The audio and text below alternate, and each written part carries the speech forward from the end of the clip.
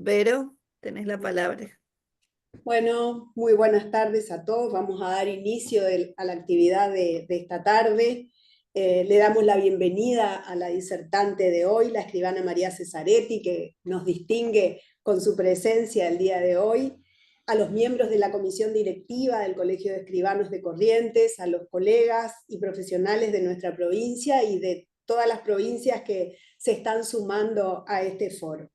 Y nos acompañan en esta modalidad virtual, como decís, Mariela, excelente para poder integrarnos con esta herramienta tan útil. Yo soy Verónica Torres, miembro del Tribunal Arbitral de nuestro colegio, y en esta oportunidad me han invitado para ser la moderadora de este segundo foro del ciclo anual de capacitaciones organizado por el Colegio de Escribanos conjuntamente con la Facultad de Derecho y Ciencias Sociales y Políticas en marco del convenio suscriptos entre ambas instituciones. A continuación, está presente en esta sala la escribana María Isabel Cadenas, a quien cedo la palabra, nuestra presidente, a quien cedo la palabra en la apertura de este foro. Isabel. Bueno, muchas gracias, Vero. Bueno, como dijo la escribana Verónica Torres, bienvenidos a todos. Gracias por sumarse a este ciclo de capacitaciones que el Colegio de Escribanos efectúa en forma anual. Este es el segundo foro. En esta oportunidad es un gran placer tener como disertante de lujo a la escribana María Cesaretti. Un gusto realmente que nos puedas acompañar. Y como decía también Mariela, una temática bastante para la práctica, para que nos enriquezca aún más. A todos nos viene bien profundizar estas cuestiones. A veces se suscitan distintas temáticas, digamos, distintas comparecencias en los tipos societarios. Y por supuesto que viene bien para profundizar y ver cualquier inquietud que por ahí alguno se le esté presentando. Gracias a todos los colegas que se suman y a distintos profesionales que también aprovechan estas capacitaciones. Un gusto realmente en nombre propio y de la Comisión Directiva del Colegio de Escribanos. Vamos a disfrutar de la exposición del día de hoy. Gracias, Vero, por aceptar la moderación, como siempre. Y bueno, gracias, Mariela, Cristian y todos los que hacen posible. Y también, por supuesto, a la Facultad de Derecho por el convenio marco que hemos efectuado y que realmente es de excelencia y de un gran paso que a todos nos sirve. Muchas gracias y los dejo con Mariela y Verónica. Muchas gracias, Isabel. Sí, un placer poder en este caso presentar a la escribana María Cesaretti, que antes de cederle la palabra voy a leer su currículum abreviado para conocerla a los que no la conocen. María Cesaretti es abogada en ejercicio de la función notarial, titular del registro notarial en la ciudad de Buenos Aires, docente de grado y posgrado en la Universidad de Buenos Aires, en la Universidad Notarial Argentina y en la Universidad del Salvador. Coordinadora del ciclo de perfeccionamiento profesional, se trata de un curso de 120 horas para los adscriptos del Colegio de Escribanos de la Ciudad de Buenos Aires, en el módulo societario precisamente.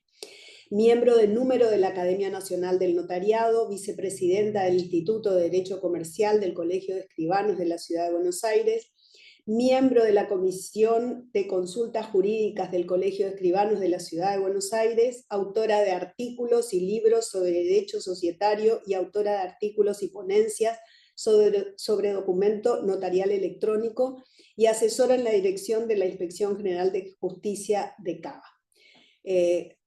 María, bueno, un gusto enorme que esté con nosotras, un placer y aparte una presencia que distingue este espacio tan importante para nosotros. Tu auditorio, María, cuando lo...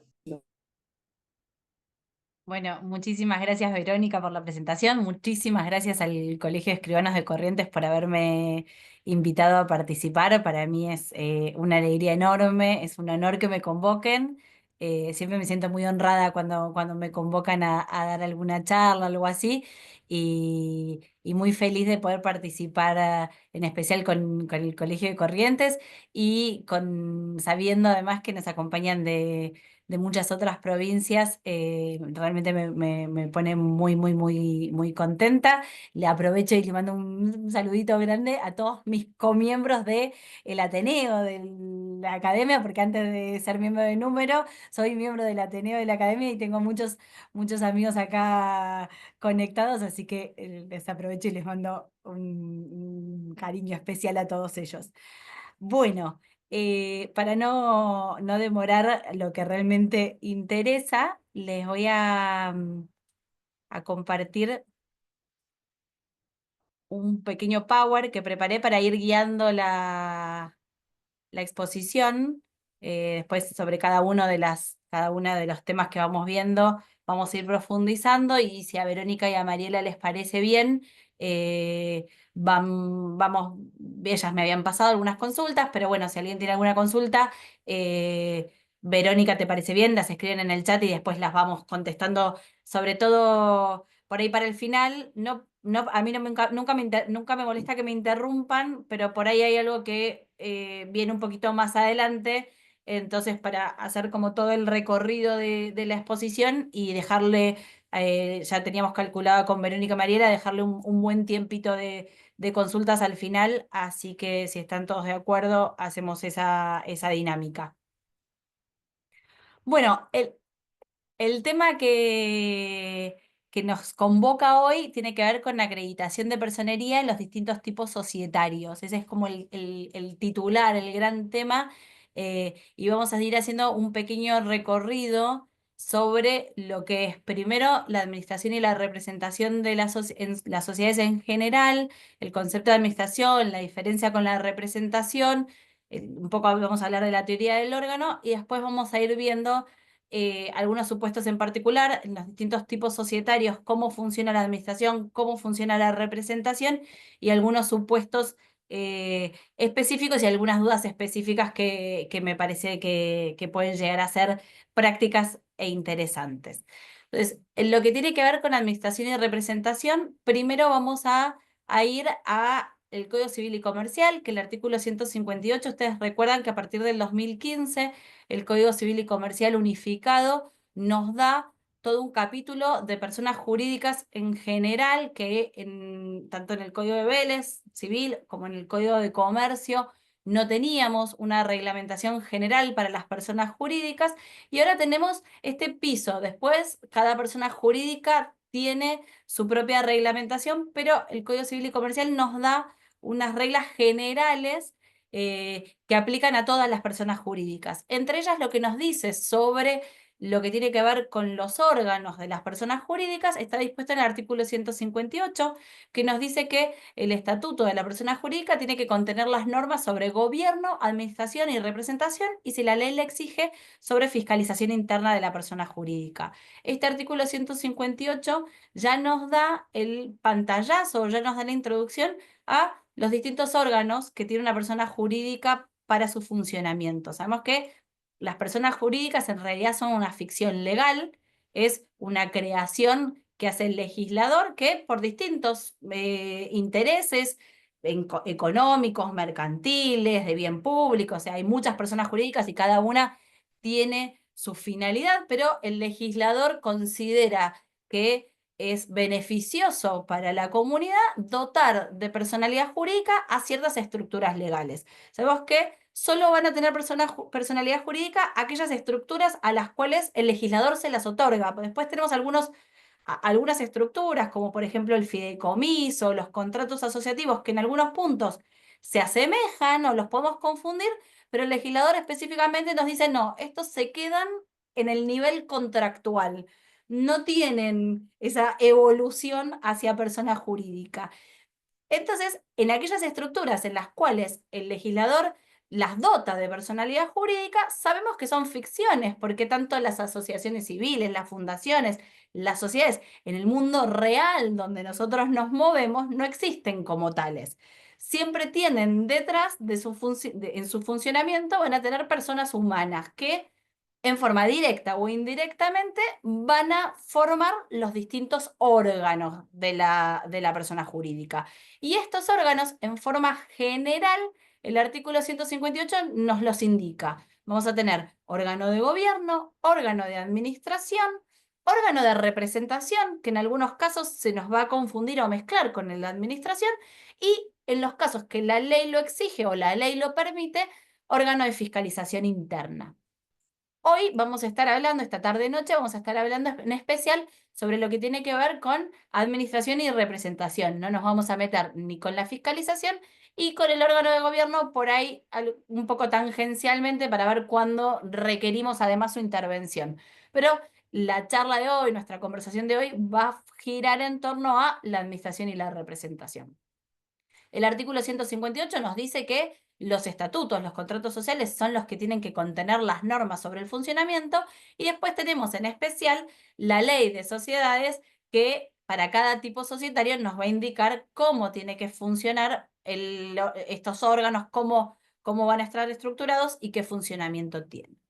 En especial sobre administración y representación, y antes de entrar a los distintos tipos, vamos a tener el artículo 58 de la Ley General de Sociedades. O sea, tenemos el Código Civil y Comercial que nos da esta entrada, esta generalidad, y después tenemos el artículo 58 que nos habla de cuándo la actuación del administrador va a obligar a la persona jurídica. Entonces, nosotros sabemos que cuando actúa el representante de la persona jurídica, en esta actuación orgánica de la que vamos a hablar a continuación, está actuando como la sociedad, actúa en representación de la sociedad. Pero tiene alguna limitación esta actuación, esta actuación por la sociedad, que como primera medida, el primer paréntesis en el cual se puede mover, va a estar dado por el objeto social de la sociedad. Entonces, el representante legal de la sociedad va a obligar, y acá es importante entender que en este caso es cuando obliga, cuando la sociedad queda obligada por lo actuado por su representante, porque después hay algunos supuestos de responsabilidad, hay algunos supuestos muy específicos, muy pocos, de nulidad de lo actuado, y acá de lo que estamos hablando es de cuando el acto le es imputable a la sociedad, cuando esta actuación del representante se le imputa a la sociedad y no actúa él en carácter personal. Y esto va a ser cuando, por supuesto, tenga el representante debidamente nombrado y además se mueva dentro de lo que son los actos que no sean notoriamente extraños al objeto social. Esto, que a veces nos causa algunas dudas, es difícil de establecerlo como una generalidad. Si ustedes me dicen la venta de un inmueble es un acto notoriamente extraño al objeto social, y va a depender de muchísimas cosas. Incluso en aquellos casos en los cuales no tengo un objeto inmobiliario, por ahí ese acto de la venta del inmueble está vinculado al objeto social en forma indirecta, pero puedo considerarlo como dentro de la actividad normal o dentro del objeto. Cuando el acto va a ser notorio, cuando el acto sea notoriamente extraño al objeto social, realmente no tiene una vinculación con el objeto, el acto que va a otorgar el representante legal, en esos casos son en aquellos en los que voy a necesitar por ahí un extra. No me alcanza con la decisión del órgano de administración y la ejecución por parte del representante. ¿Por qué? Porque voy a necesitar por ahí que la asamblea o la reunión de socios, es decir, el órgano de gobierno, trate el tema y lo autorice, porque si no, este acto no le va a ser imputable a la sociedad. ¿Por qué? Porque es notoriamente extraño al objeto. Pero si la asamblea o la reunión de socios, el órgano de gobierno, me lo aprueba, para ese caso, la sociedad está diciendo, bueno, esto es notoriamente extraño, pero yo lo asumo. Y entonces sí le va a ser oponible a la sociedad. ¿Qué pasa con las actuaciones plurales? Bueno, la ley también nos habla de cuando yo tengo una actuación conjunta o plural en la administración o en la representación. Bueno, este régimen de oponibilidad también se aplica cuando cuando estamos hablando de títulos valores, contratos anteausentes o de adhesión. ¿Y por qué el artículo 58 hace esta diferenciación? Porque en estos casos, como yo les decía, el legislador en materia mercantil siempre está a que el mercado pueda funcionar, que las contrataciones mercantiles, que son rápidas, son ágiles, no se vean demoradas o dificultadas por cuestiones que no hacen a los usos y costumbres. Si yo tengo un título de valor, un pagaré, un cheque y me lo otorga un representante legal en incumplimiento de la administración plural, por la circularidad de este tipo de documentos, el legislador me dice, es oponible igual, aunque se haya infringido la organización plural. Pero ojo, no es para cualquier acto. Es para estos actos en los cuales el legislador dice, a mí me interesa que estos documentos, este tipo de contratos, circulen. En un contrato de adhesión, yo no tengo toda la documentación habilitante del banco. Entonces, no sé, por ahí no conocía yo que había una administración plural. Entonces, en esos casos, el legislador nos pone estas excepciones.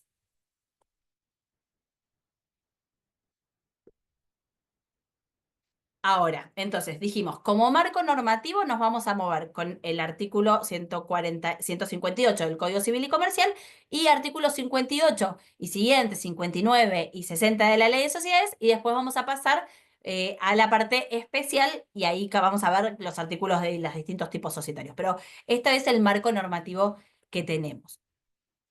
Acá hay un punto que me parece sumamente importante diferenciar, que es la administración de la representación. ¿Por qué? Porque son dos órganos, pero dos contextos además totalmente distintos. Y a veces, como en algunos tipos societarios están unificados, no hay esta diferencia, por ahí se nos mezcla un poco el concepto de administración con el concepto de representación. Y me parece importante en esta primera parte de la charla hacer un repaso para poner como la base de este tema. La administración es un proceso interno de la sociedad, es algo que pasa puertas adentro. El órgano de administración es el que tiene a su cargo la gestión diaria de la sociedad, ¿no? Lo que busca es conseguir los objetivos de la sociedad, busca que a través de la gestión diaria se lleven adelante las actividades que hacen al objeto de la sociedad, buscando, por supuesto, lo que nos define la ley de sociedades como la causa final de la sociedad, que es la obtención de las ganancias. Entonces, es una gestión que tiende al buen negocio, pero es interna, es la toma de decisiones interna, ¿no? Es un proceso de toma de decisiones orientado a conseguir los objetivos de la sociedad en forma eficaz y eficiente, mediante la planificación, organización, control de la gestión de los negocios sociales. Y como les decía, es un ámbito de actuación de carácter interno. Entonces, esto es cuando el directorio o la gerencia o el gerente decide qué es lo que se va a hacer. O sea, en palabras llanas y sencillas es cuando se decide lo que se va a hacer. Se decide vamos a comprar esta mercadería, decide vamos a alquilar este local, se decide vamos a producir esto, a comprar esta maquinaria. Son cuestiones de la gestión diaria que no hacen al órgano de gobierno, es decir, no tiene que ver con aprobación de gestiones, no tiene que ver con reformas del contrato social, no tiene que ver con la aprobación de balances, sino la diaria, las decisiones diarias de cómo llevar adelante la empresa, la sociedad. Pero esto, que queda en la fase interna, necesita que se exteriorice. Es decir, yo tomo la decisión interna de gestión, decido que vamos a contratar a tal persona, que vamos a comprar esta mercadería, que voy a hacer un leasing de esta maquinaria. Pero eso es como lo que ustedes imagínense a la sociedad como una persona viva. Los órganos, el cerebro lo piensa, pero después alguien, la boca lo tiene que decir. Tengo que levantar la mano. La voluntad se tiene que exteriorizar para hacer voluntad. Entonces, ¿quién exterioriza esta voluntad? La exterioriza quien tiene la representación, el órgano de representación. que la representación consiste en llevar adelante la actuación de la sociedad en relación con los terceros. Es la ejecución de los actos jurídicos necesarios para el cumplimiento de las funciones de gestión. Entonces, yo tomo la decisión de gestión y después exteriorizo el acto jurídico necesario para que esa decisión se lleve adelante. Entonces, administración es una cosa y representación es otra. Bien. Ahora vamos a hablar muy cortito, porque ya un poquito se los adelanté, sobre esto de la teoría del órgano. Los administradores, los representantes de la sociedad no tienen una vinculación con la persona jurídica de mandato. No hay un mandato entre la sociedad y el representante legal.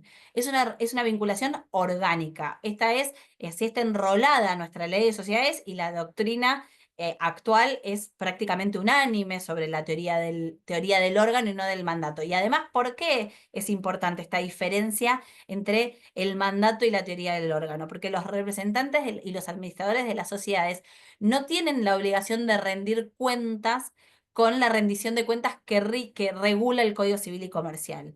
Los administradores, su gestión la aprueba el órgano de gobierno anualmente cuando se ponen a consideración la documentación contable y la gestión de los administradores. Ese es el momento de la rendición de cuentas. Los administradores rinden cuentas con la documentación contable y las explicaciones que le brindan a los socios. Y ahí se les aprueba la gestión.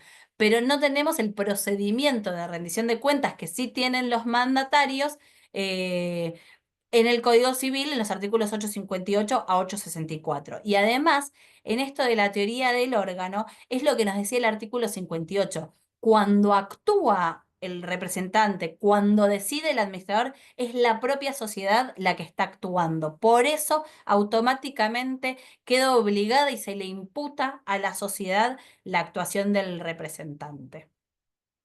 O el administrador, en los términos no, siempre dentro del paraguas del artículo 58.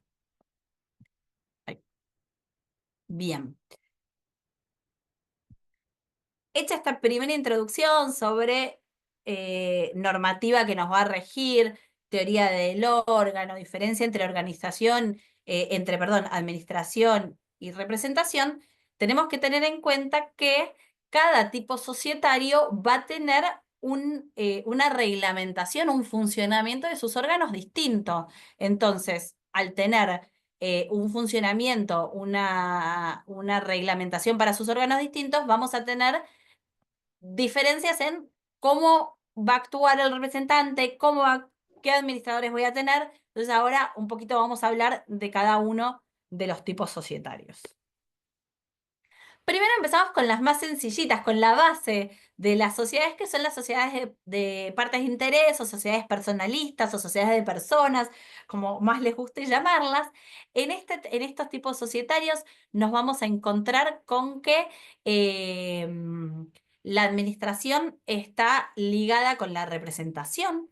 No tengo en estos casos un administrador y un representante como personas distintas. La regla general es que todos los administradores representan a la sociedad, y no solo que todos los administradores representan a la sociedad, sino que salvo algo establecido en contrario en el contrato de la sociedad, cualquiera de los socios tiene además la potestad de administrar y representar. ¿Qué pasa? ¿Qué significa esto de cuando yo digo cualquiera de los socios administra y representa, o cualquiera tiene la administración y la representación en forma indistinta? Y acá hay un punto que me parece que es clave. Cuando yo tengo distintas personas humanas que tienen la administración en forma indistinta, esto significa que cualquiera de ellos puede tomar la decisión de gestión. Entonces, con que cualquiera de ellos resuelva que hace falta firmar este contrato de alquiler, hace falta comprar esta mercadería, me alcanza. No necesito una reunión y una decisión por mayorías, porque eso aplica a los órganos colegiados. Entonces, si yo tengo una sociedad colectiva donde se presenta un socio, yo veo en el contrato social que nada dice, o que dice que todos los socios tienen la administración y representación, la decisión de ese socio me es suficiente en cuanto al acto de administración, a la decisión de gestión y en cuanto a su exteriorización, es decir, a la representación. Acá hay un par de aclaraciones en cuanto a las sociedades en comandita. La sociedad en comandita por acciones puede optar en tener una administración y representación como las sociedades de partes de interés, donde el administrador representa en forma indistinta, pero también a la sociedad en comandita por acciones se le permite optar por los órganos de administración y representación similares a los de la sociedad anónima. Con lo cual, en una sociedad en comandita por acciones, me podría encontrar con un directorio y me podría encontrar con un presidente del directorio. Por eso siempre es muy importante, y lo vamos a ver cuando veamos documentación, tener a la vista los contratos y sus reformas, porque de ahí yo voy a ver, más allá de las reglas generales de la tipicidad, qué se estableció para esta sociedad en particular. Pero la regla general en las sociedades de partes de interés es esta. Y otra cosa a tener en cuenta es que en las sociedades en comandita, tanto la simple como en la comandita por acciones, la administración y la representación solo puede tenerla el socio que tiene la calidad de socio comanditado. Les recuerden, en las sociedades en comandita tenemos dos clases de socios, comanditados y comanditarios. La ley me establece que la administración y la representación solo la pueden tener aquellos socios que tengan la clase de participación de socio comanditado. Los comanditarios no pueden ejercer la administración de la sociedad, está prohibido.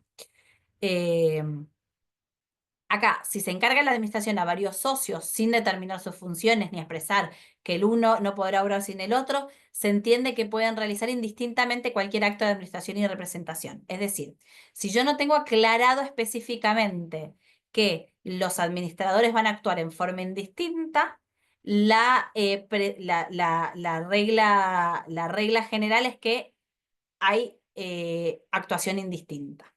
Es decir, que para que no haya actuación indistinta tiene que estar específicamente previsto. Si nada se dice, pueden actuar todos los socios como administradores, como representantes en forma indistinta. Esto en cuanto a las sociedades de personas personalistas de partes de interés.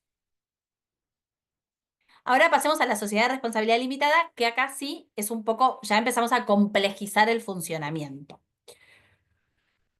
El órgano de administración de las sociedades de responsabilidad limitada es la gerencia. La gerencia la podemos tener prevista como unipersonal o como plural. La gerencia unipersonal es, tengo designado un único gerente. Este gerente único, al ser unipersonal, tiene para sí las facultades de administración y representación. Y acá es lo que les decía, cuando yo tengo un solo gerente, este gerente decide y ejecuta, no necesito nada más. Cuando es plural, se me abren tres posibles situaciones. Plural es que tengo nombrado más de un gerente. Entonces, cuando tengo nombrado más de un gerente, esto tiene que estar previsto en el contrato social. Es decir, yo tengo que tener previsto, si es unipersonal, puede decir, se nombrarán uno o más gerentes, pero cuando dice o más gerentes, ahí tiene que específicamente establecerse cuál de estas opciones va a ser, y si no lo dice, a continuación vamos a ver cuál es la solución legal que tenemos. Pero en principio, en el contrato social tiene que estar establecido si es indistinta, si es conjunta o si es colegiada.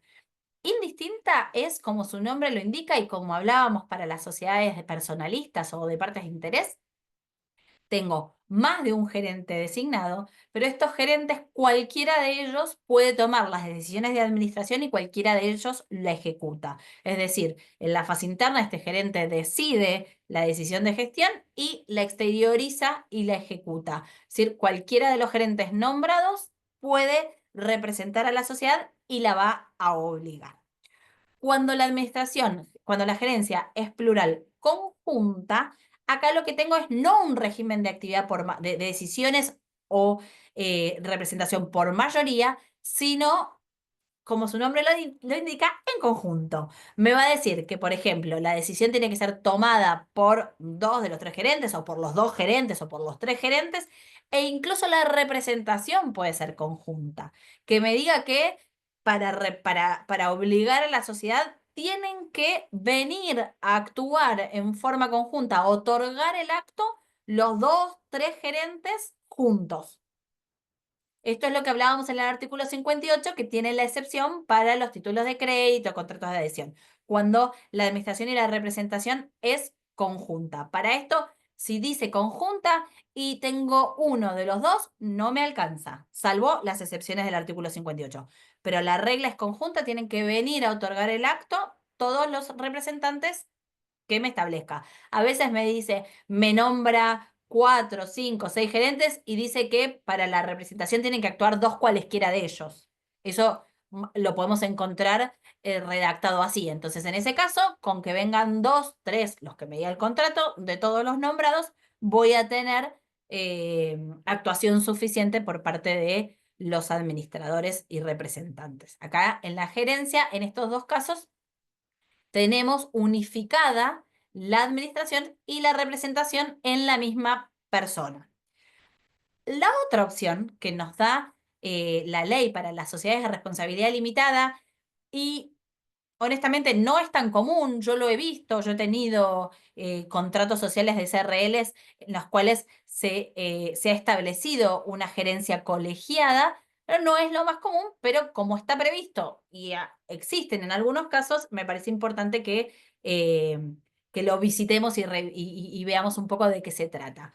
Cuando la administración es plural colegiada, esta gerencia va a actuar como si fuera el directorio de una sociedad anónima. Entonces, es un órgano, como estamos diciendo, colegiado. Cuando hablamos de órganos colegiados, las decisiones se tienen que tomar con quórum y mayoría suficientes para actuar. Entonces, tendré que ver en el contrato social qué quórum se estableció. La base es la misma que para el directorio. La mayoría de los gerentes van a tener que estar presentes para tener quórum y después mayoría de los presentes para la toma de decisiones. Pero acá esto es importante porque cuando yo tengo órganos colegiados, la toma de decisiones, las reuniones de estos órganos colegiados obligatoriamente requieren de acta, porque así me lo establece la ley de sociedades, que me dice que siempre que actúa un órgano colegiado, yo necesito no solo tener un libro rubricado, sino que la reunión de este órgano se vuelque en un acta en este libro rubricado. Entonces, para la actuación, para la toma de decisiones de gestión en una gerencia colegiada, voy a tener que tener un libro de reuniones de gerentes y voy a tener que tener estas decisiones tomadas con quórum y mayorías. Y acá, como se rige por las reglas del directorio, se nos va a escindir la administración de la representación. De todos estos gerentes que hacen a esta gerencia colegiada, se va a elegir a uno que va a ser el presidente de esta gerencia y va a ser quien tenga delegada la representación legal de la sociedad. Entonces, va a ser este el que obligue a la sociedad por las decisiones tomadas por la gerencia colegiada. Entonces, gerencia unipersonal es muy sencilla, tengo un solo gerente, administra y representa. Dentro de las gerencias plurales tengo indistinta, cualquiera administra, cualquiera representa. Conjunta, necesito de la actuación de por lo menos 2, según lo que establezca el contrato. Y colegiada, que nos vamos a regir, vamos a mirar para ver cómo es su funcionamiento al directorio de la sociedad anónima. En relación a la gerencia, acá es importante tener en cuenta que ¿quién elige a la gerencia? La eligen los socios, la elige el órgano de gobierno. El órgano de gobierno, que va a ser, en principio, dentro de la SRL, tenemos distintas maneras de funcionamiento del órgano de gobierno. La más común, la reunión de socios, es la que tiene delegada dentro de sus funciones propias e indelegables la elección de los gerentes. Así como los socios eligen a los gerentes, los socios los remueven.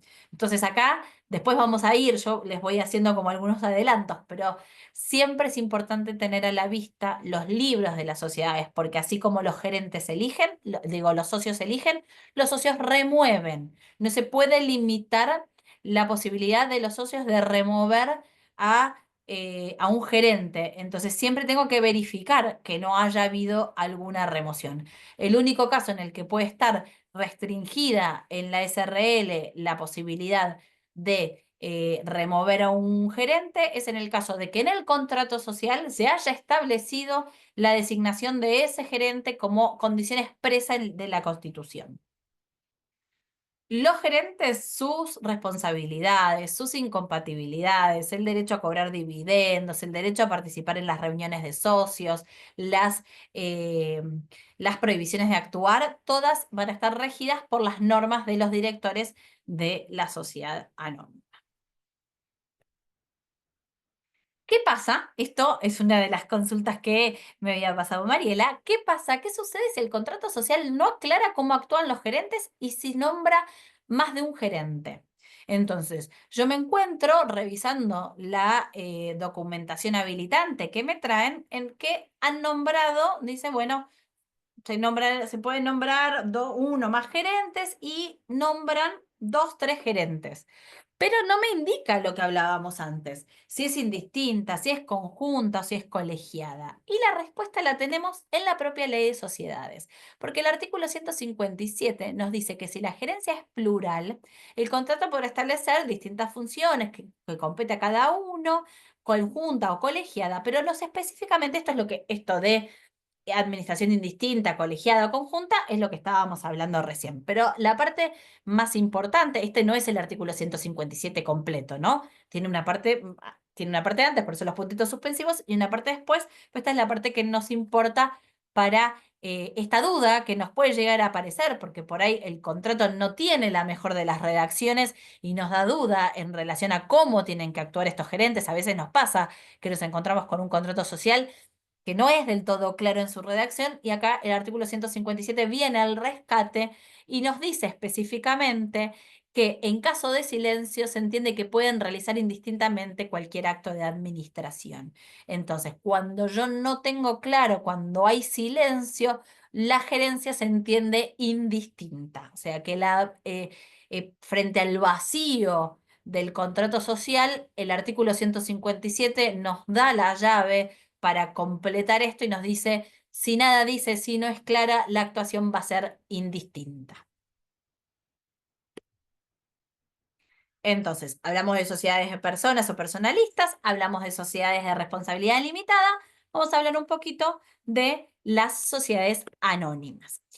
La sociedad anónima, su órgano de administración, y la sociedad anónima es el ejemplo, el paradigma de la administración va por un lado y la representación por el otro. Esta es la sociedad donde lo vemos claro, donde no puede haber confusión entre la administración y la representación.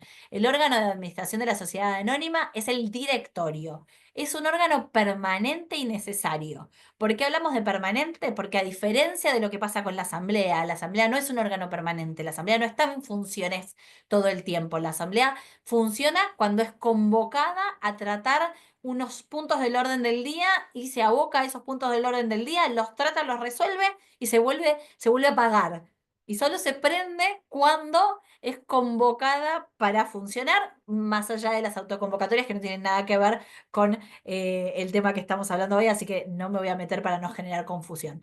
En cambio, el director está en permanente función. ¿Por qué? Porque como órgano de administración tiene a su cargo la gestión, la diaria, entonces es permanente. Y por supuesto es necesario porque es uno de los órganos que hace al funcionamiento de la sociedad anónima. Yo no puedo tener una sociedad anónima sin directorio.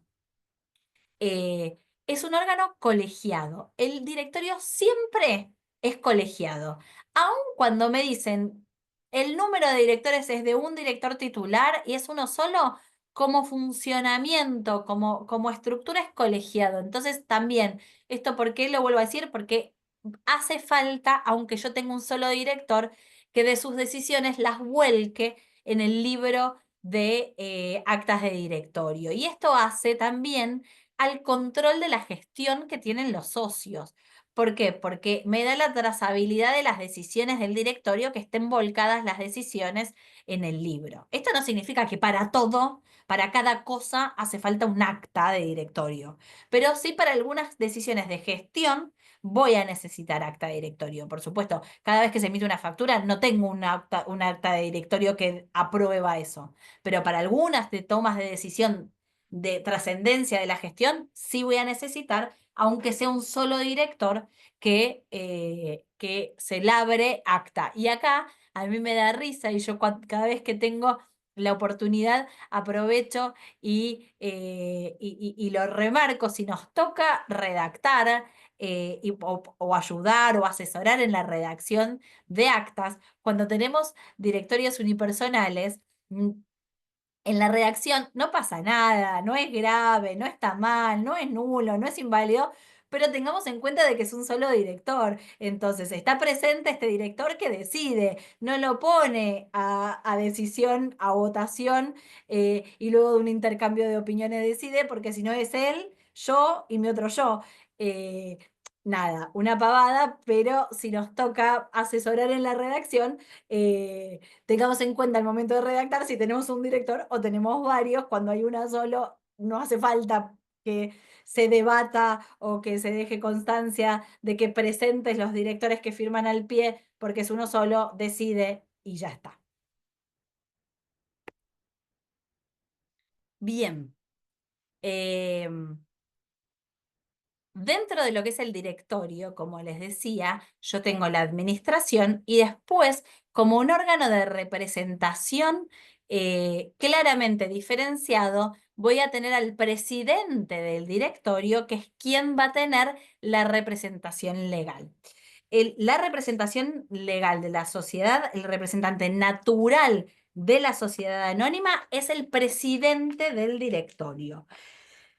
Sin embargo, nosotros tenemos que la ley de sociedades nos establece que el estatuto puede prever que se le habilite a representar a otros directores, pero esto tiene que estar previsto en el estatuto. ¿Qué significa esto? Si yo no lo tengo previsto en el estatuto conforme al artículo 268, no me sirve cualquier director.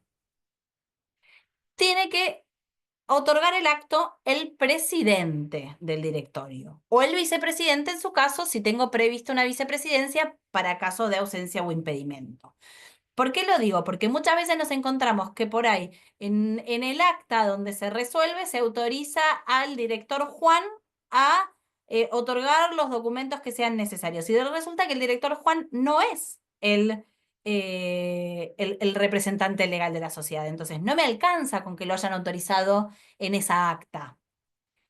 Para que otros directores, además del presidente, tengan la representación legal conforme al artículo 268, tiene que estar previsto en el estatuto. Por eso tenemos la figura del vicepresidente. El vicepresidente, que estamos muy acostumbrados a verlo, a que nos firme documentos, a que otorgue documentos, es una figura que no surge de la ley de sociedades. Es una figura que, en el marco del 268, el estatuto le puede habilitar a actuar cuando no puede el presidente o en algunos casos indistintamente con el presidente. Acá, en relación al 268, lo importante es que yo no le puedo limitar al presidente sus facultades de representación, porque es el representante legal natural. Entonces, yo no le puedo decir, no, bueno, el presidente no es el que representa a este otro director. Eso no lo puedo poner. No le puedo limitar la representación legal al presidente, pero sí puedo sumar a otros directores, pero siempre que esté previsto en el estatuto. Bien, el directorio lo va a elegir como regla general. Quien tiene naturalmente la función de elegir a los directores es la asamblea ordinaria. Hay algunas excepciones que me prevé la ley de sociedades para algunos casos en los cuales no es la asamblea ordinaria la que elige a los directores. Podemos tener, si el estatuto lo prevé, un consejo de vigilancia, que es un órgano de fiscalización que está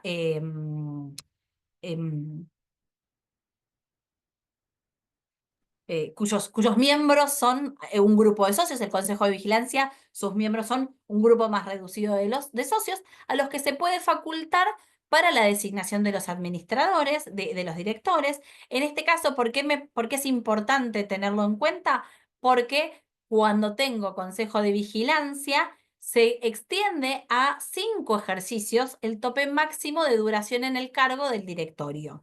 El directorio, cuando es elegido por la Asamblea Ordinaria, puede permanecer en el cargo hasta, esto lo va a decir el estatuto, si 1, 2 o 3 ejercicios como máximo. El 3 ejercicios es el máximo tiempo que puede permanecer un directorio en el cargo, por supuesto, siempre puede ser reelegido.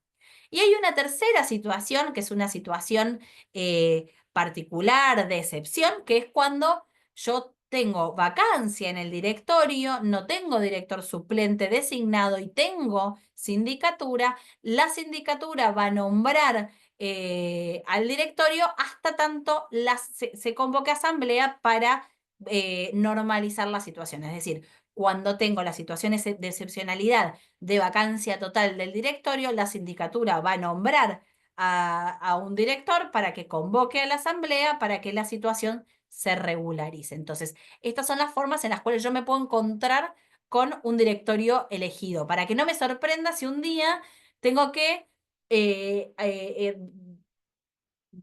constatar, analizar documentación habilitante y me viene un directorio elegido por un consejo de vigilancia.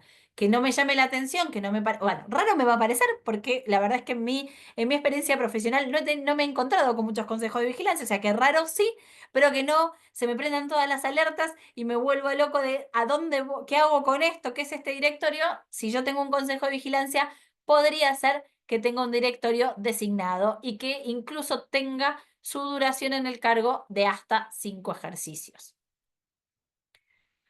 Como les decía, la duración en el cargo del directorio no puede exceder de 3 ejercicios, salvo si es elegida por el Consejo de Vigilancia. Los directores pueden ser reelegidos indefinidamente. Yo puedo tener durante toda la vida de la sociedad el mismo directorio, pero ojo, por más de que sea el mismo directorio, o sea, aunque sean las mismas personas, yo tengo que tener nuevas elecciones de directorio, porque cada 3 ejercicios el directorio se vence. Entonces, es una nueva designación, aunque sean los mismos. Y otros 2 supuestos particulares que me puedo encontrar cuando estoy mirando o asesorando en la elección de directorio, ya sea porque estoy revisando documentación habilitante o porque estoy asesorando en la designación de directorios, me puedo encontrar con 2 situaciones. Una es la elección por clases de acciones y la otra es la elección por acumulación de votos. La elección por clases de acciones tiene que estar prevista en el estatuto, es una herramienta que nos da la ley de sociedades para, para el caso en el cual yo quiera garantizarles a distintos grupos de accionistas la posibilidad de tener representación en el directorio. Entonces puede ser que yo tenga un grupo minoritario que por sí solo no le alcance la cantidad de votos para nombrar directores, pero que al momento de negociar el estatuto diga, bueno, yo está muy bien, yo pongo poca plata, pero yo tengo el know-how. Entonces yo quiero que tener garantizado por vía del estatuto que voy a poder nombrar X cantidad de directores. ¿Y cómo se instrumenta esto? ¿Cómo se estructura? Bueno, hago clases de acciones, clase A, clase B, clase C, y digo que el directorio va a ser elegido, va a tener un número de tanto y que tantos directores van a ser elegidos por la clase A, tantos directores por la clase B y tantos directores por la clase C. Y al momento de elegir se va a hacer una asamblea especial o de clase donde ese grupo de accionistas clase A dice, bueno, yo la nombro a Mariela, yo la nombro a Verónica, y yo lo nombro a Juan. Entonces puede ser que me encuentre alguna vez con asambleas especiales o de clase o en una asamblea general que dentro de lo que es la asamblea general se dé pequeñas asambleas especiales o de clase porque cada grupo elige a sus propios directores. Y la última posibilidad que me puedo llegar a encontrar como la elección por categoría o clases de acciones es el artículo 262 de la Ley de Sociedades.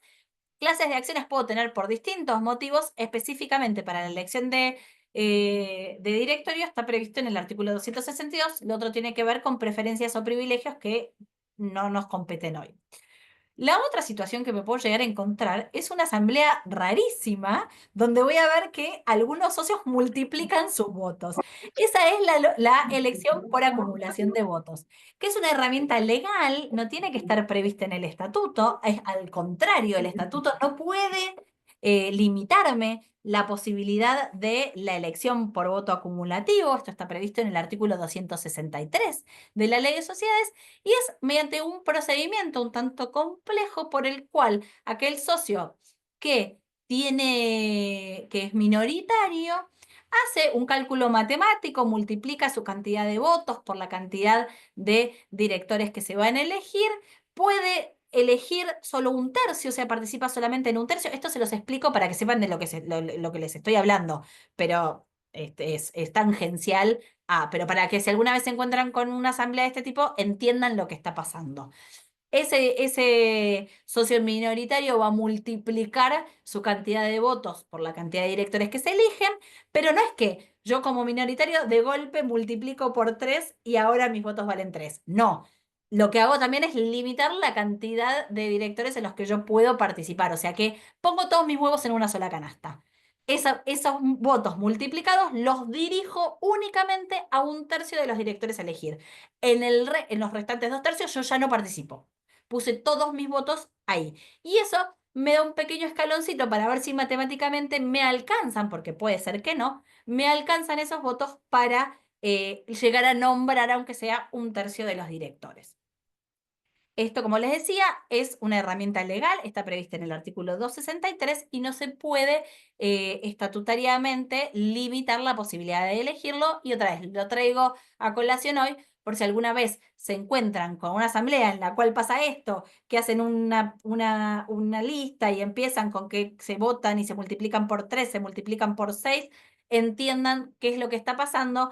Al final del día voy a tener un directorio común y corriente elegido con sus directores y la distribución de cargos, pero para que sepan de qué se trata este procedimiento. Decíamos que el directorio tiene un plazo máximo de duración de 3 ejercicios si lo elige la asamblea ordinaria y 5 ejercicios en el caso del Consejo de Vigilancia. Pero ¿qué pasa? Que de golpe me vienen a ver, miro las actas, reviso el libro, ahora estamos en abril del 2025, me encuentro con que estamos justo en plazo para todas las que cierran ejercicio en diciembre, todas van a estar haciendo asambleas, pero supónganse que no estoy en abril, estoy en junio, y me encuentro con que tengo un directorio nombrado 2025, 2024, 2023, 2022, en 2021. Entonces yo me pongo a revisar el libro completo de atrás para adelante, de adelante para atrás, y me encuentro con que la última elección de directorio fue en la asamblea ordinaria de 2021. Es decir, que hoy tengo un directorio con plazo vencido. Los mando corriendo, les digo, no puedo ni certificarles la firma, salgan, váyase de acá, presidente, porque usted tiene mandato vencido. No, porque tengo la solución legal prevista en el artículo 257. El artículo 257 es el que me dice que el plazo máximo es el de 3 ejercicios, pero en el párrafo segundo nos dice que, no obstante, o sea, no obstante el plazo de 3 ejercicios, el directorio permanecerá en su cargo hasta ser reemplazado. Entonces, si yo veo que no tengo ninguna asamblea posterior que haya nombrado directorio, aunque esté vencido, ese directorio continúa vigente. Entonces, puedo perfectamente acreditar la representación y habilitar a este presidente para actuar en nombre de la sociedad, calificarlo como que tiene facultades suficientes, aunque esté vencida la designación. Lo único, y esto es por ahí algo de la práctica y que yo a veces sugiero, es garantizarse, fijarse cuál fue la última acta pasada y quedarse con eso, porque a veces las sociedades hacen las asambleas y pasan las actas luego, y entonces que yo tenga la constancia de que al momento que yo intervine como escribano y que yo califiqué a esta persona como presidente del directorio, efectivamente a ese momento en el libro no había un acta posterior que nombrara nuevas autoridades, porque puede ser que después la sociedad no sea del todo prolija y me encuentre con esta situación. Entonces, como un pequeño tip de la práctica, quedarme no solo con la copia del acta que voy a agregar o archivar en copia certificada, sino también con la última hoja en blanco para garantizarme que a esa fecha no había una designación posterior que hiciera que no aplique el 257. Pero como regla general, tranquilos, si viene un director con mandato vencido, puede seguir actuando. El artículo 257 nos da ese paraguas. ¿Por qué está previsto esto? Porque la sociedad no puede quedar con su órgano de administración y representación vacante.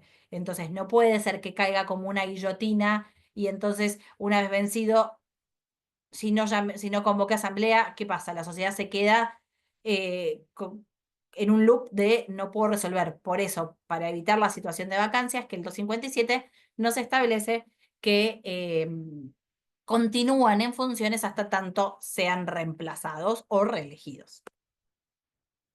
Bien, entonces, vimos sociedades de personas, SRL y sociedades anónimas. Muy brevemente, hablemos de sociedades sociedades por acciones simplificadas o SAS. Acá nos vamos de la ley 19.550 a la ley 27.349, ley de apoyo al capital emprendedor o LACE. La ley 27.349 es muy flexible en cuanto a el funcionamiento orgánico porque nos establece que el artículo 49 que tiene que estar establecido en el contrato, que el contrato es el que va a establecer el funcionamiento de la administración y representación de los socios. Van a tener que ser personas humanas. Esto, la libertad de los socios para organizar la sociedad, es el artículo 49. Van a tener que ser personas humanas que pueden ser socios o no. Se puede establecer un plazo o puede establecerse por todo el tiempo que dure el contrato social. Perdón, esto no lo dije, también aplica la SRL. En la SRL yo puedo tener designación por plazo o designación por todo el tiempo que dure el contrato social. O sea que hasta que el gerente no renuncie, lo remueva, no fallezca, permanece en su cargo. La norma supletoria es la de la SRL, el artículo 157. Para la ley de apoyo al capital emprendedor nos dice que en cuanto a si bien es una sociedad por acciones, en cuanto a la organicidad y al funcionamiento orgánico, la norma supletoria es la de la SRL, nos remite al artículo 157. Y la representación también va a estar en una persona humana designada conforme establezca el contrato. Entonces yo podré tener administradores que tengan la representación indistinta o alguno de los administradores que tenga además la representación. Tendré que mirar el contrato porque es muy libre lo que establece la ley 27.349. Entonces, en todos los tipos societarios, pero en particular en las SAS, es muy importante ver qué se estableció en el contrato para ver quién tiene la representación. Sociedades de la sección cuarta del capítulo primero de la Ley General de Sociedades. Entonces, ya vimos a todas las sociedades regulares y espaciotípicas, a todas las que están previstas dentro de lo que es la tipicidad de la norma. Y ahora vamos a las que eran irregulares y de hecho y sancionadas por la Ley de Sociedades Comerciales y hoy tienen un régimen muy distinto en la Ley General de Sociedades, o sea, la 19.550 después de la reforma de la 26.994.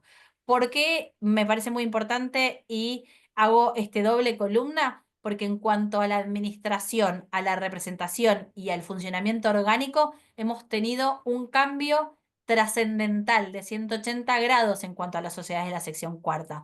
Porque antes teníamos que el contrato no era oponible ni siquiera entre los socios, cualquiera representaba a la sociedad, el contrato no era oponible ni entre los socios ni frente a terceros. Y hoy en día tenemos todo lo contrario, el contrato social puede ser invocado entre los socios. Es oponible a terceros si se prueba que lo conocían. Puede ser invocado por los terceros contra la sociedad y los administradores. Entonces, si yo tengo establecido en el contrato un régimen de administración y un régimen de representación, y el tercero con el que está contratando lo conoce, esa va a ser la forma en la cual yo me tengo que basar para la acreditación y para ver quién tiene que actuar en relación a esta sociedad. Entonces, las cláusulas relativas a esto es artículo 22 y este es el artículo 23. Antes teníamos en el artículo 24 que en relación con los terceros cualquiera de los socios representa a la sociedad. Esa es la normativa anterior al 2015. Y hoy tenemos que las cláusulas relativas a la representación, administración y demás que disponen sobre la organización del gobierno pueden ser invocadas entre los socios. Ya acá tenemos que entre los socios podemos reglamentarla. Y en relación con los terceros, cualquiera de los socios representa a la sociedad exhibiendo el contrato, pero la disposición del contrato le puede ser opuesta si se prueba que los terceros la conocieron. Efectivamente, el tiempo del nacimiento de la relación jurídica. Entonces, acá, otra cosa de la práctica importante. Si tenemos una sociedad de la sección cuarta con contrato, porque yo puedo tener una sociedad de la sección cuarta de hecho y entonces ahí no tengo un contrato escrito, me voy a regir por cualquiera de los socios representa en relación con los terceros. O sea, si no tengo nada escrito, cualquier socio representa a la sociedad. Pero si tengo un contrato que lo reglamenta, acá es importante dejar constancia que estos terceros lo conocen al contrato. Entonces, por ahí algo interesante para asesorar es, bueno, si yo estoy, si es por escritura pública, se va a incorporar dentro de la documentación habilitante, con lo cual los terceros lo van a conocer. Pero si estamos en un instrumento privado, entonces ahí surgirá por ahí de la certificación de firmas, la documentación habilitante, pero para que no quede duda de que el tercero conocía este contrato y lo que establecía, se puede anexar, o sea, el contrato social, se puede anexar al contrato, el contrato de mutuo, el contrato de venta de mercaderías, lo que sea, como anexo a ese documento, el texto, una copia del contrato de la sociedad de la sección cuarta. Entonces ahí ya no queda duda que estos terceros conocen y que les es oponible la forma de toma de decisiones de administración y la forma de representación de la sociedad. Entonces es importante que garanticemos que los terceros lo conocían para que este funcionamiento orgánico establecido en el contrato les sea oponible. Algo más en relación a las sociedades de la sección cuarta tiene que ver con la posibilidad de la adquisición de bienes inmuebles que hoy tenemos prevista expresamente. Ustedes saben que la ley 19.550 previo al 2015 no era muy clara en relación a la posibilidad de las sociedades de hecho e irregulares de ser titulares de bienes registrables. Había ahí en el artículo que trataba sobre la relación de los acreedores del socio y los acreedores de la sociedad, una redacción poco feliz que dio a la interpretación de que las sociedades de hecho y de irregulares no podían ser titulares de bienes inmuebles, pero esto ya parte de la doctrina se venía pronunciando hace tiempo en contra, entre ellos, y muy fuertemente se pronunciaba en contra de esta postura el escribano Norberto Benseñor, que todos lo deben conocer porque es como nuestra luz societarista, y esta postura doctrinaria finalmente tuvo recepción en la reforma por la 26.994 y se dejó claro que las sociedades de la sección cuarta pueden ser titulares de bienes registrables. Lo que pasa es que cuando yo no tengo un contrato del cual surjan todos los datos que me requiere, voy a necesitar aquello que llama como un acto de reconocimiento, en el cual yo voy a tener que establecer quién representa a la sociedad, cuál es la participación de los socios, en qué proporción, quiénes son los socios, en qué proporción, y voy a tener que identificar a esta sociedad. Esto sobre todo se da en aquellas sociedades que son de hecho, donde yo no tengo un documento del cual pueda tomar toda esta información. Entonces, en esos casos voy a requerir este instrumento de reconocimiento del cual van a surgir esta información que tiende a que se puede identificar cuál es esta sociedad, porque no la tengo en un registro, y quién es aquel que tiene la representación. Un segundito, perdón.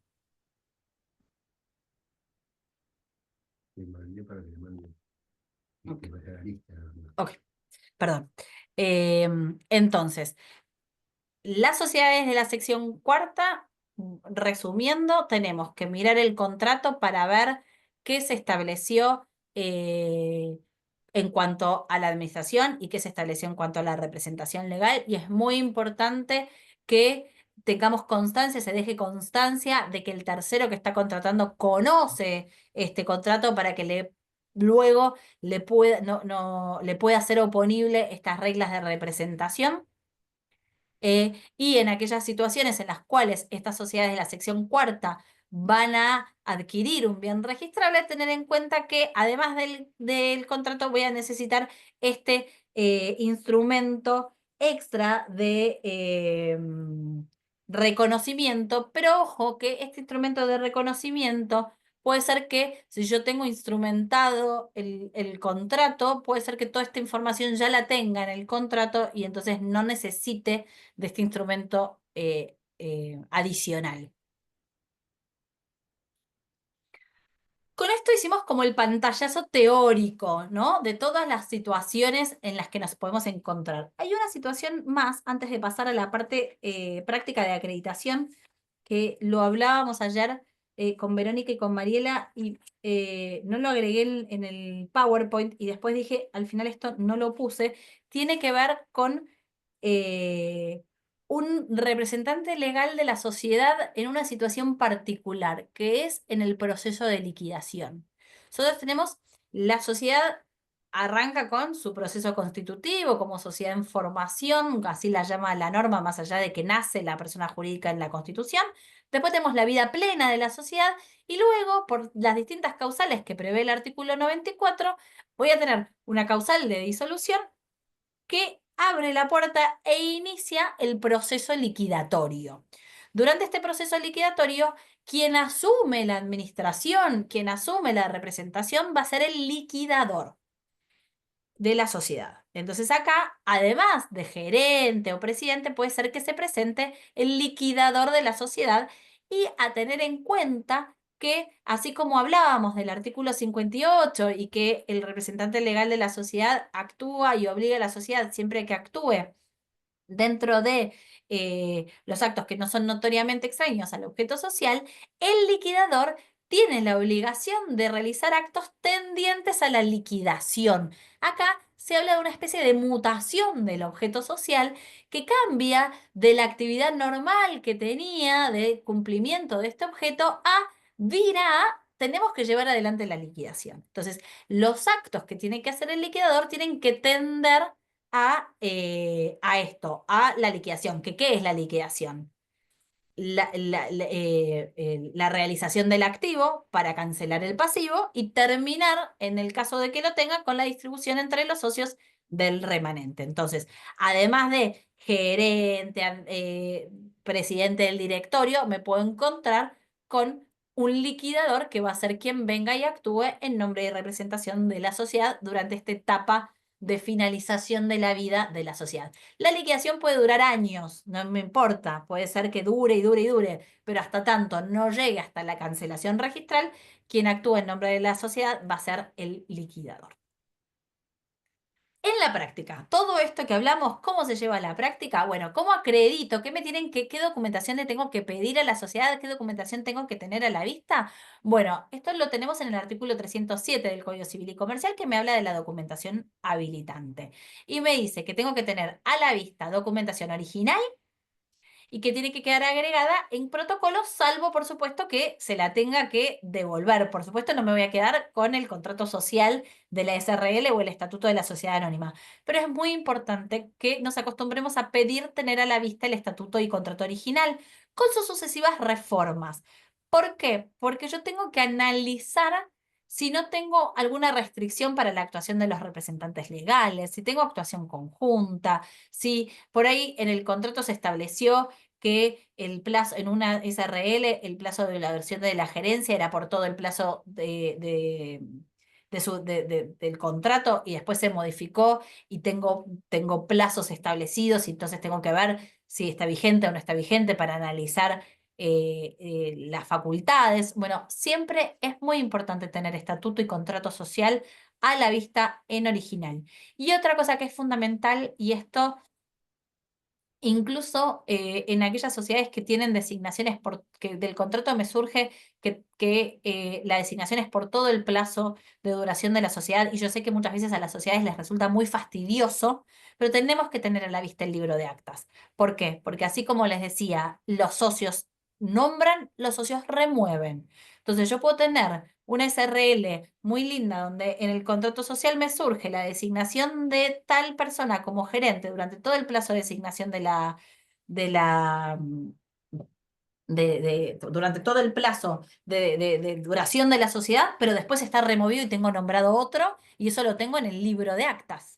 Entonces, por más de que sea fastidioso, por más de que la sociedad bufe y no quiera traerme los libros porque los tiene guardados en la caja de seguridad, hay que pedir tener a la vista los libros de actas. Lo mismo me pasa con las designaciones. Ahora vamos a hablar de inscripción sí, inscripción no, obligatoriedad de la inscripción. No me es suficiente el documento donde esté instrumentada una designación e inscripta en el registro público. Por supuesto que es fantástico que tengo inscripto este directorio. Espectacular. Ahora, igual tráeme el libro de actas, porque yo tengo que ver que esta asamblea que te designó y está inscripta no haya una posterior, que lo haya removido. Entonces, como escribanos, la documentación habilitante es también los libros de actas. ¿Qué sucede si la designación del representante no se encuentra inscripta? Nada, nada. La inscripción y designación, a ver, la de máxima, la mejor, la que todos queremos es que las sociedades sean prolijas e inscriban los nombramientos. Así lo establece el artículo 60. Debe inscribirse el nombramiento y la cesación de directores. Ahora, vienen y no le han inscripto. No pasa nada. La inscripción de la designación y la cesación de los administradores en el registro público tiene efecto declarativo. Es decir, que lo que le da es oponibilidad, pero si yo tengo a la vista la designación, no requiero esa oponibilidad de erga omnes que me da la registración. Yo ya conocí a esta designación porque tengo la designación a la vista. Entonces, le suma oponibilidad, pero la oponibilidad también se obtiene con el conocimiento directo de la designación. ¿Qué me puede jugar en contra si no lo tengo inscripto? Aquel que contrata con el inscripto que ha cesado y el posterior no está inscripto y no tiene conocimiento porque lo último que ha visto es esa designación, entonces esa persona, si es de buena fe, puede oponerle a la sociedad lo actuado con el removido o cesanteado. Pero si yo tengo a la vista un directorio que no está inscripto, no lo tengo, no hace falta mandarlo al registro público antes de que actúe frente a mí para que pueda firmar un poder, una certificación de firmas, lo que sea, hasta incluso la venta de un inmueble, que siempre es como la que más requisitos pedimos. Con la designación en el libro de actas, tomada con quórum y mayorías conforme contrato, conforme estatuto, me alcanza para habilitar al representante legal. Bien, bueno, con esto hicimos como el pantallazo general y si les parece bien, ¿te parece bien, Verónica? ¿Abrimos a consultas? Sí, cómo no. Excelente presentación, una claridad y profundidad. Bueno, excelente. Así que estamos a las preguntas. Yo tengo ahí en el chat dos, por lo menos, bueno, hay un comentario de Claudia, pero no sé a qué se refería, y después hay unas preguntas. Por un lado, Silvia Luxen dice, ¿se puede en un acta de Asamblea General Ordinaria designar la composición del directorio y su distribución de cargos? Me refiero en el caso de una sociedad anónima. Sí, yo cuando se designa el directorio, yo puedo tener dos situaciones. Que la propia asamblea designe y distribuya cargos. ¿Qué significa distribuir cargos? Elegir quién ocupa el cargo del presidente, quién ocupa el cargo del vicepresidente. Esta es la distribución de cargos. o esto puede quedar delegado en el propio directorio. Entonces yo tengo a todos los directores elegidos y después entre ellos en una reunión de directorio posterior se distribuyen los cargos. Acá una pequeña aclaración por las dudas. La distribución de cargos no tiene que ver con quién ocupa el cargo de director titular y el cargo de director suplente. Los cargos se distribuyen entre los titulares. Entonces, quién es titular y quién es suplente en el caso de que no tenga sindicatura lo decide siempre la asamblea. Además, la asamblea puede distribuir entre los titulares el cargo de presidente, mero director titular, etcétera. Y si no lo hizo, lo puede después hacer el directorio. Lo puede delegar en el directorio, que en reunión de ellos solitos se distribuyen los cargos. Em, bueno, me parece que estaría, ya la había respondido, El si un mandato. jefe de SA tiene vencido el plazo de mandato y otorga un poder, tendría validez ese poder. Bueno, Sí. estamos hablando de un director de una SA, y sí. Sí, incluso una de las consultas que me habían acercado antes preguntaba si los poderes otorgados por un presidente que luego cesa en el cargo y se designa otro, si siguen teniendo validez. 100%. Eso fue otorgado por quien tenía la representación legal de la sociedad en ese momento y ese poder, por más de que cambien 10 veces de directores, ese poder sigue siendo absolutamente válido y vigente hasta tanto no se revoque. Sí, excelente. Y hay una pregunta más, bueno, se refería al representante legal de una UTE, de una Unión Ah, Transitoria de Empresas. bueno, ahí sí tenemos un tema, que es que la UTE, como no es una persona jurídica, sí tenemos reglas del mandato. Entonces, cada uno de los miembros de la unión transitoria tiene que otorgar mandato a quien va a representar, a cada una por separado, pero en el marco de la unión transitoria, porque acá no tengo teoría del órgano. No actúa un representante legal orgánico, es un mandatario de todos los miembros en el marco de la UT. Bueno, Fabián Penco, en los casos de uniones transitorias que no posean libros de reuniones porque no los habilitan, ¿cómo solucionamos esto? Pregunta. Bueno, en ese caso tendría que tener las decisiones de cada uno, o sea, el conforme o la decisión de cada uno de estos, de estas sociedades o empresarios que formen parte de la UT por separado o juntos, o sea, como una especie de actas volantes o que comparezcan todos y manifiesten la voluntad. Teníamos Yo puse la palabra céfala porque justamente María estaba hablando de que solamente duraba en su cargo 3 ejercicios y que no obstante pasen los 3 ejercicios, el director permanecerá en su cargo hasta ser reemplazado, justamente porque en la sociedad no podía quedar acéfalo. Eso nomás puse, por eso puse una palabrita. Decía Claudia. Hay otras preguntas aquí. Bueno, pregunta Gaby. Lo mismo para un gerente de la SRL que venció el mandato y sigue con el giro de negocios hasta que se designe el gerente. ¿Puede otorgar poderes? Sí, efectivamente, porque para los gerentes, como decíamos, se rigen incompatibilidades, prohibiciones, responsabilidades, obligaciones, derechos, todo se rige conforme las normas del directorio, en ese sentido, ¿no? No en el funcionamiento, pero sí dentro de lo que son sus funciones, con lo cual, si yo tengo un gerente con plazo y se vence, también vamos a aplicar en forma supletoria el 257. Buenas noches. ¿Qué tal? Muy claro tus explicaciones. A mí me tocó ayer justamente un director con mandato vencido del 2019. No, y llamo a la inspección porque no sabía qué hacer, si certificarle la firma de un boleto era, y me dicen que no haga,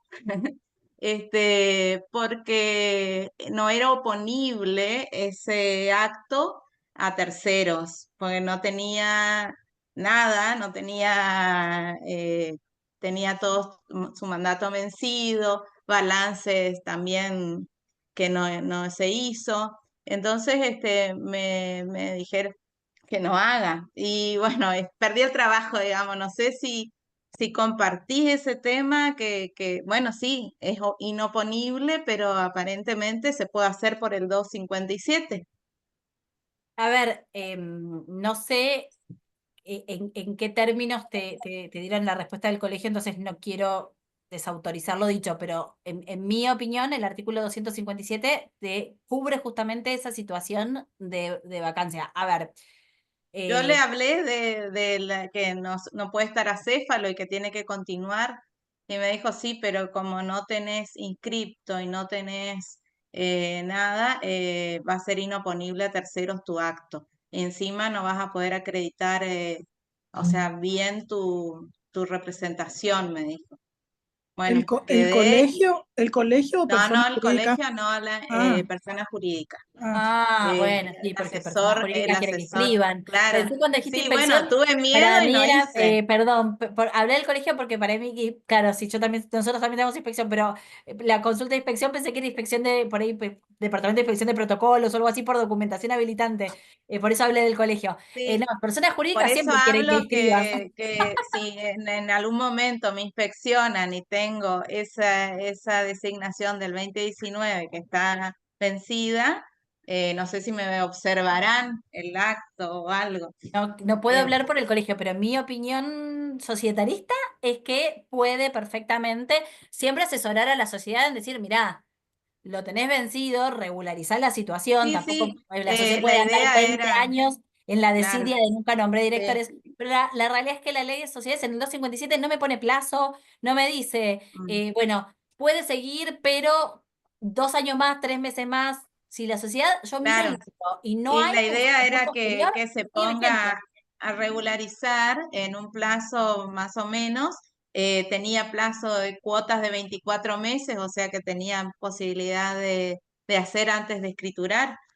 Pero bueno, no hice por miedo o también por sugerencia bueno, gracias igual. No, de nada. Sí, excelente. Estoy mirando aquí también algunas preguntas que habíamos comentado con Mariela. Algunas creo que ya están respondidas. La primera, el contrato social, SRL con 2 socios, hay omisión de indicar si deben actuar en forma conjunta o indistinta a la hora de solicitar algún requerimiento, como debería interpretarse la acreditación de personería, que es lo que ya respondiste, que la misma ley indica de que va a ser indistinta. Después, en segundo lugar, concurrencia de un presidente de una SA, con mandato vencido, es necesario dejar constancia. Bueno, este tema que quedó absolutamente claro, comparto totalmente tu opinión, María, respecto de esto, porque, bueno, obviamente una sociedad no puede dejar sin representante e inmovilizada porque no está inscripta o porque está con mandato vencido. La tercera, concurrencia de apoderado con acreditación de poder otorgado por un presidente bajo mandato anterior. El poder es válido si no fue revocado, que ya lo contestaste también. La cuarta, concurrencia de un presidente de una SA con un acta de designación que no fue inscripta en la IGPJ. ¿Puede otorgar actos notariales? Sí, totalmente. Ya está respondida la pregunta. En quinto lugar, para el otorgamiento de un poder de un presidente de una SA o una SRL es necesario que cuenten con actas donde se enumeran las facultades para transcribir en la escritura de poder. Esa es una Esa no la hablamos. A ver, yo siempre estoy a favor de, para los poderes, contar con acta por varios motivos. Primero, por esto de la decisión interna y la externa. Después, me parece que en el asesoramiento ayuda a la sociedad tener algún tipo de registro de los poderes que han otorgado, porque después por ahí se empiezan a volver locos con que no sé a quién le di poder, tengo que revocar cuáles tengo, cuáles no. Y si tengo actas de directorio, ayuda al funcionamiento de la sociedad para que lleve control de qué poderes han otorgado. Y después, la enumeración de las facultades, en principio yo entiendo que no es necesaria. Si dice un poder general amplio de administración y disposición, se entiende cuáles son las facultades de estilo, un poder judicial. Sí, cuando requiere algo muy específico o que quiere limitar las facultades, ahí sí, por ahí enumerar. Pero yo considero que no hace falta que yo tenga todo la enumeración una por una de las facultades en el acta para transcribirlas en la escritura, porque lo que se sigue es el otorgamiento de ese poder y después va a ser el representante legal el que a través de mi redacción como autor del poder, como escribano autorizante del poder, que lo redacta y es el de la autoría, pero siguiendo los lineamientos del representante legal, que es el que me va a indicar las limitaciones y las facultades que le quiero otorgar. Hay una pregunta de Ricardo, se refiere a documentos habilitantes que ya están protocolizados en el registro del mismo escribano. ¿Qué pasa si fue hace mucho tiempo atrás? ¿Hay algún límite conforme al artículo No, 307? a ver, si yo ya lo tengo incorporado al protocolo, no necesito volver a incorporarlo al protocolo. Ojo, que acá hay un detalle que es, yo no necesito volver a incorporarlo, pero eso no significa que no lo tengo que ver. Porque son dos cosas distintas. Yo me remito al folio 150 del año 2011, porque ahí ya está incorporado protocolo, pero eso no significa que no me lo tienen que mostrar nunca más.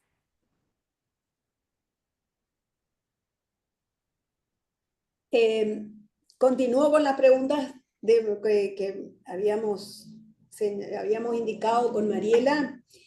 En las sociedades de hecho irregulares otorgadas con anterioridad a la Ley General de Sociedades, ¿cómo se adoptarían para adquirir bienes a su nombre considerando lo dispuesto en la sección cuarta, que algo ya habíamos hablado, habías comentado respecto de esto? A ver, las sociedades de la sección de hecho o irregulares que nacieron como personas jurídicas antes del 2015 siguen igual, están dentro de lo reglamentado por la sección cuarta, con lo cual no es que tienen que hacer algo para adaptarse a la sección cuarta, porque la sección cuarta ahora es más amplia, pero las incluye. Lo que sí van a tener que hacer es el instrumento de reconocimiento que es el que prevé la ley para los casos en los cuales la sociedad adquiera un bien registrable. Pero no es que tienen que adecuarse o adaptarse a la sección cuarta. Ya están dentro de la sección cuarta, solo que probablemente no tengan este documento de reconocimiento y lo tengan que otorgar. Todo quedó en la sección cuarta también. Todo quedó en la sección cuarta. Eh, eh, A la iglesia como lugar de concordia, a pegarnos.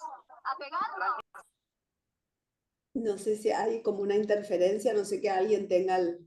Y ahí le silencié, pero está Por las silenciado. dudas, esto de los bienes registrables, para quien lo consultaba, para que pueda buscarlo después, en la norma está previsto en el artículo 23, específicamente habla de los bienes registrables. En la otra pregunta de este listado, ¿qué debe tenerse presente para el caso que solicitasen un acto notarial la SAS? Que ya lo mencionaste, me parece. Y la siguiente, paso entonces a la siguiente, si un apoderado concurre a solicitar un acto notarial, ¿solo corresponde solicitar el poder o también el estatuto de la sociedad, cualquiera sea su tipo, que también te había referido? A ver, como apoderado, el poder lo faculta. Siempre es bueno tener el estatuto a la vista para acreditar también la existencia de la sociedad y ver si no hay alguna limitación específica o algo que tenga que tener en cuenta del articulado del contrato. Entiendo que el poder es documentación habilitante suficiente, pero sugiero, esto más como una sugerencia, también tener a la vista el contrato para ver que no tenga alguna previsión contractual estatutaria a tener en cuenta. Bien. Y la siguiente, cuando las sociedades se encuentran constituidas fuera de la provincia donde interviene el escribano, ¿qué consideración existe con la exhibición de fotocopias certificadas y no los originales? Ay, la cara de... Ninguna. Consideración ninguna. El 307 nos pide que tengamos a la vista los originales. Mucho más que esto no. Está claro. Y la última, en caso de asociaciones y fundaciones, ¿qué documentación correspondería solicitar para legitimar al que intervenga? Bueno, y el comentario, hay provincias que aceptan su constitución por instrumento privado, que era lo que habíamos comentado ayer. Sí, a ver, para asociaciones civiles y fundaciones, el régimen es muy similar. Voy a necesitar contrato y designación. Hay que tener en cuenta que las asociaciones civiles en general tienen comisiones directivas que también tienen plazo de designación y la asamblea los va a designar, entonces voy a tener que tener a la vista el contrato, sus modificaciones, perdón, el estatuto de la asociación civil, sus modificaciones y la designación. Las fundaciones son muy particulares en cuanto a su funcionamiento orgánico, porque tengo un único órgano que hace las veces de práctica de todo, porque el Consejo de Administración gobierna y administra, pero voy a tener también un presidente de la fundación que va a ser quien represente a la fundación, y ahí en las fundaciones es muy importante tener en cuenta ver qué se reglamenta en cuanto a quién designa al presidente, porque puede haberse el fundador reservado la facultad de designación, o puede ser un tercero quien designe a los miembros del consejo de administración, o puede ser el mismo consejo que elija a sus sucesores o se reelija. En cuanto a la instrumentación por instrumento privado, por ejemplo, un ejemplo es la Ciudad de Buenos Aires, la Inspección General de Justicia, en algunos casos de objetos muy específicos, habilitó la posibilidad de que se haga el acta constitutiva y el estatuto, todo frente al funcionario público determinado por el organismo. Pero en este caso se otorga el acto frente al funcionario, frente a un funcionario público. Es decir, que eso es un instrumento público, pero no es un instrumento privado con firmas certificadas que se ingresa al organismo, sino que se otorga frente al funcionario de la inspección. Después tenemos algunos supuestos muy particulares. No sé si tenemos a alguien que nos acompañe de Santa Fe, por ejemplo, donde se da este supuesto particular de las sociedades anónimas que se hacen por instrumento privado y luego se incorporan al expediente, y eso se considera que cumple con la obligación del instrumento público para la sociedad anónima. Es una situación muy particular porque así lo hace la provincia. La situación más extrema, si se quiere, que yo diga, bueno, la verdad es que lo tomo como un instrumento que no ha cumplido con las formalidades establecidas, y lo asemejo o lo asimilo a una sociedad de la sección cuarta en cuanto a su funcionamiento, como el contrato social establece facultades, representación y demás. Me voy a regir por las normas del contrato como si fuera una sociedad anónima, con lo cual, a los efectos de la representación y la acreditación, me va a servir el contrato igual.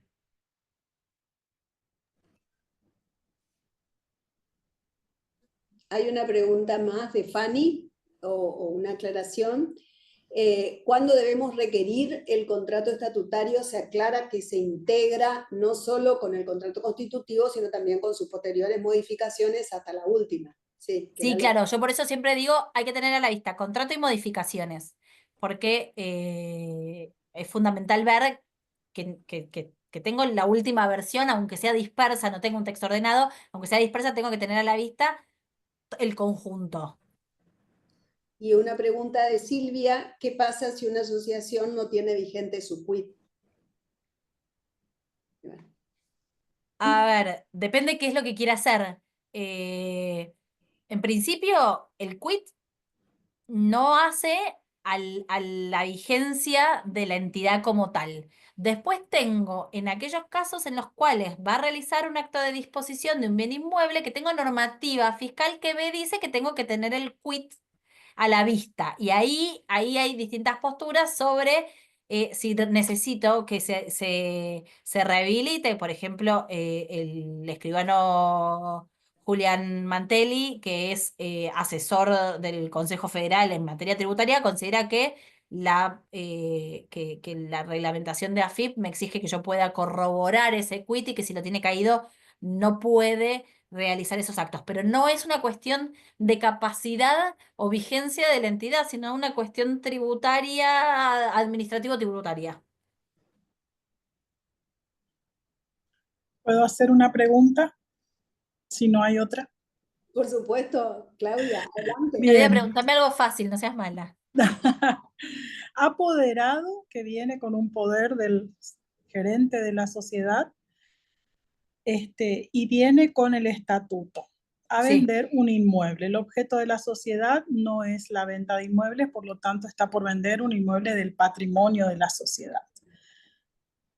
Vi dos formas, el estatuto y el poder, nada más, y otra escritura donde está el estatuto, el poder y las actas, donde se decidió la venta, donde se autorizó a vender por tal precio, con hipoteca por saldo de precio, y una Mira, mención de que en sí. el poder, el escribano ante quien se otorgó el poder, ya como mencionó todas esas actas. Volvemos a pedir, no obstante, en ese poder ya se relacionaron las actas. A ver, vamos por partes. Sí, Cuando el poder es general y y el apoderado, a ver, ¿cómo decir esto sin sonar muy extremista y que se vayan todos pensando que soy una hincha que para todo quiero un acta? El apoderado, cuando es un poder general, requiere que su mandante le dé instrucciones. Entonces yo tengo que tener la voluntad de la sociedad de decirle al apoderado, bueno, hace esto. Entonces, ¿qué ahí? Si es un poder específico, listo, no necesito nada más, ya le dieron poder para eso. Es un poder general amplio, la sociedad no tiene objeto inmobiliario y viene a vender y yo te diría, de mínimo directorio y si el objeto no tiene nada que ver, además, más que directorio, asamblea. bien, Si cuando se otorgó el poder se agregó un acta donde se autorizaba a este apoderado, se le daba un poder general, pero además se lo autorizaba para este acto en particular, ¿y para qué quiero que hagan otra acta? bien, Mirar que no esté revocado, o sea, que el poder no está revocado, eso no lo voy a ver en las actas, bueno, lo veré en las actas, pero no necesito el libro para ver si está revocado, porque si no tengo publicidad de cartular en la matricidad del poder de la revocación, para mí, y tiene el original, para mí el poder sigue vigente. bien, Pero depende un poco del caso, pero tengamos en cuenta que el apoderado no es representante legal, es un mandatario, entonces requiere que le digan lo que tiene que hacer. bien. Gracias. Si el inmueble es, perdón, ya lo leí. ¿no? Si el inmueble es aporte de la sociedad. Una vez aportado un inmueble a la sociedad, es un bien más de la sociedad. Puede hacer con él lo que quiera, dependiendo del objeto. Requeriré acta de una cosa, acta de otra cosa, no acta. Que sea un bien aportado por un socio no le cambia en nada es lo mismo. Una vez que está dentro de la sociedad me da lo mismo si lo aportó un socio que si lo compraron. Bien, parece que no hay más preguntas. Bueno, muchos mensajes felicitándote y agradeciéndote esta charla que, bueno, ha sido absolutamente excelente y aclaratoria de un montón de dudas que evidentemente nuestros colegas han presentado ahí en el chat bueno, y las has aclarado. Así que, bueno, de mi parte, agradecerte enormemente en nombre del colegio, en nombre de la facultad, que es con la que realizamos estas actividades. Así que, bueno, Mariela, si querés una palabra para cerrar. Sí, bueno, para cerrar, agradecerte a vos, Verónica, por esta moderación. Y en nombre de la presidenta Isabel Cadenas, que tuvo que retirarse, bueno, que pide disculpas, agradece a María Cesaretti, lo didáctica, la verdad que admirable el manejo del tema. Y bueno, muy agradecida la escribana Cadenas por el aporte con esta actividad, María. Rescata lo fructífera que es para los colegas, justamente todas las preguntas que Verónica fue como haciendo un cierre de conclusión con esas preguntas, fueron, digamos, preguntas frecuentes que hemos canalizado de los colegas. Me pareció bastante práctico finalizar con esto de afianzar toda la teoría que marcaste, de volcar, digamos, las respuestas. Así que bueno, de mi parte, agradecerte, un gusto que hayas pasado por este ciclo anual del año 2025 y bueno, y en alguna oportunidad poder tenerte en forma presencial en nuestra provincia. Así que bueno, como dijo Verónica, en nombre del Colegio de Escribanos te agradecemos y del notariado que se ha sumado, que considero, como dijo Verónica, también por todas los comentarios acá, ha sido de excelencia tu exposición y mucha claridad en la respuesta a las consultas. Así que bueno, muchas gracias y bueno, te dejo la palabra final, María, para cerrar este foro. Bueno, muchísimas gracias a vos, Mariela, a Verónica, a la presidenta, que mándale un cariño de parte mía. Muchísimas gracias al Colegio de Escribanos, muchísimas gracias a todos los que tan pacientemente me escucharon hablar 1 hora y media, 1 hora y 45 sin parar. Otra vez, feliz de haber participado, muy honrada de que me convoquen, así que, y cuando quieran, me tienen por allá presencial también. Gracias, María. Así será. Ya te vamos a tener en la lista de docentes para presente, capacitadores. Excelente, sí. Muchas gracias. Muchas gracias Muchas a gracias a todos y que tengan muy buenas noches. Gracias, María. Gracias. Gracias.